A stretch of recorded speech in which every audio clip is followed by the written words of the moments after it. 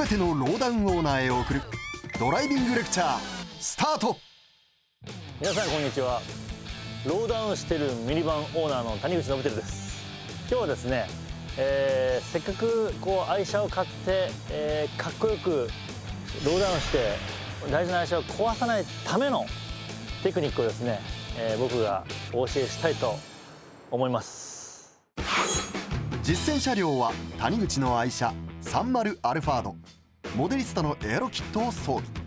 サスペンションは HKS ハイパーマックス S スタイルでノーマルに比べおよそ5センチダウン。ホイールは 35GTR の純正前期モデルを流用している。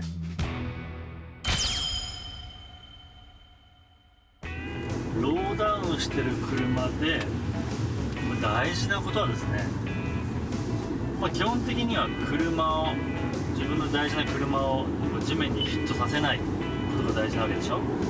ということはよく前を見る。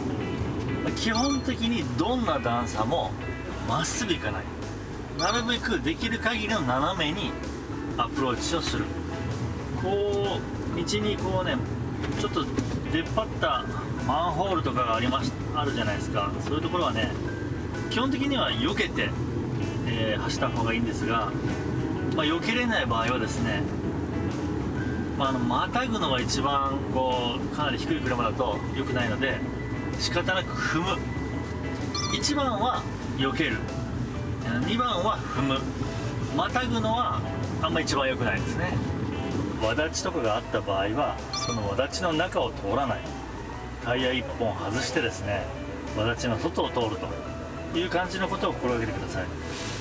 踏切などはですね、亀になりやすい。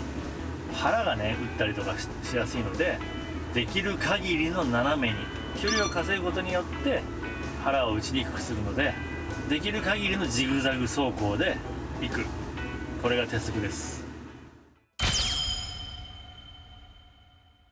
このね、道幅が狭くてもほんのちょっとでも斜めにアプローチする。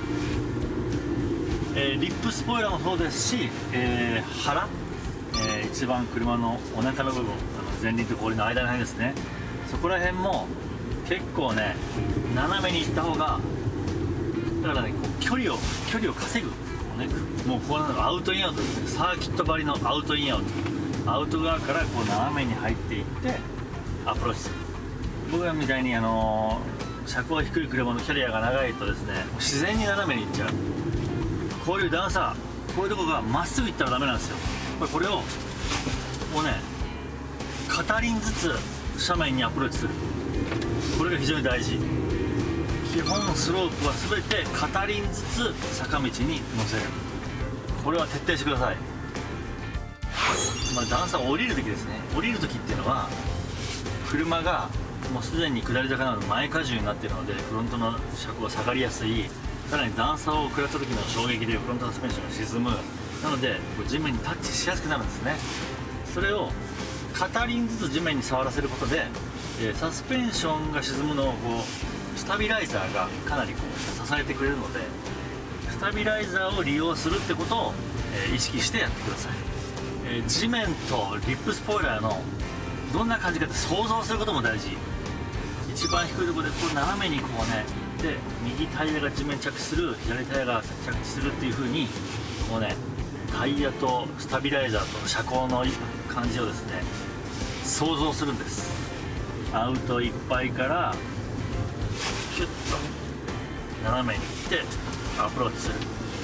とにかく両輪を同時に地面の段差のところにやらない。片輪ずつアプローチする。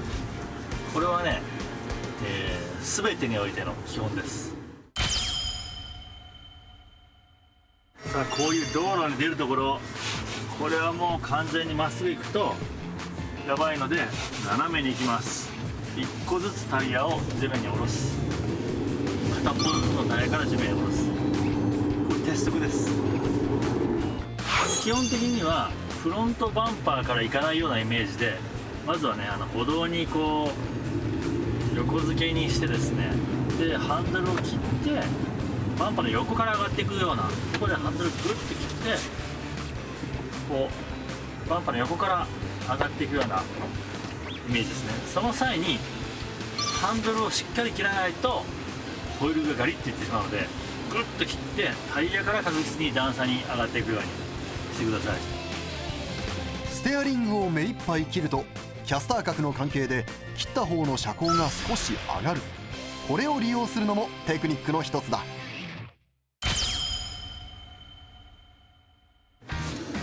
基本的にはですね、輪止めに前からタイヤがこう止まるところまで行ってはダメです。基本的には後ろから止めるようにしてみましょう。でもし前から行く場合はですね、絶対ねタイヤがこう止まるところまで絶対行かない。フロントバンパーがこう越えないところまで、越えないと手前で止めてください。ただフロントタイヤが止まるところまで行ってないので後ろは相当出てしまいます。なので若干迷惑なので、できれば、バックで止めるようにしましょう。というわけでいろいろやってきましたが、ミニバンならではの部分で言うと、まず人がたくさん乗ります。なので一人乗りで走ってる時よりもたくさん乗っけてる時はやはり車は下がります。なので普段は行ける、この輪止め行けるんだよと思っても人がいっぱい乗ってるとダメだったりする可能性もあるので、一応、頭の隅に置いておいてください。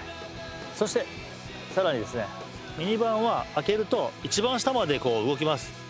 なのであまり路肩側に寄せて止めると、助手席の人がドアを気軽にこうゴンと開けるとですね、ここにすぐこう当たってしまいます。